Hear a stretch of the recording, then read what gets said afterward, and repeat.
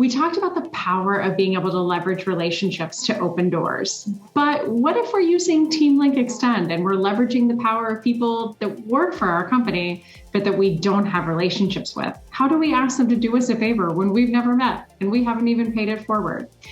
What we want to keep in mind is one, context is key, and two, while we can use any medium, we want to make sure to be polite and to give as much information as possible. So again, I'm sharing my screen. You can see an example of what I've written up.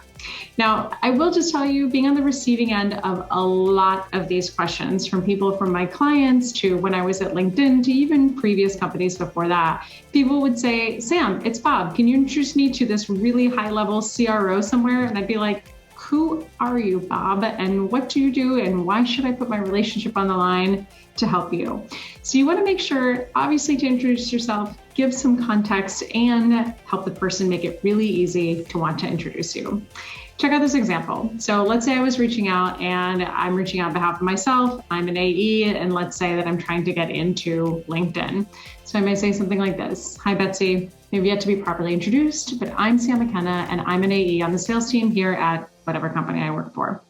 I'm currently trying to open some doors at LinkedIn, and I happen to see that you're connected to first name and last name, and make sure you hyperlink their LinkedIn profile, just in case someone's like, who is this person? I don't even know this person. Make sure to include their hyperlink there to make it really, really easy for them to be able to click on the name and be like, oh yeah, that's right. I know this person. Now, context. We've been working to try to get a meeting with her for a few months, and given that LinkedIn is an existing client of ours and that we're trying to close some additional business, that's it, given that they are rather. Now, do you happen to know her well enough to see if she would be up for an introduction? I'm happy to ghostwrite the email for you or give you further context if you'd prefer. Now, I really love this because number one, we're just saying, do you happen to know her well enough for an introduction? Instead of just assuming they do. We know we have plenty of connections on LinkedIn that we don't even know who they are, how we met them, or where they date from. So being able to first say, hey, do you guys know each other? Do you know each other well enough for this is critical. Now, the next thing we want to say is to make sure you're offering to ghostwrite that email.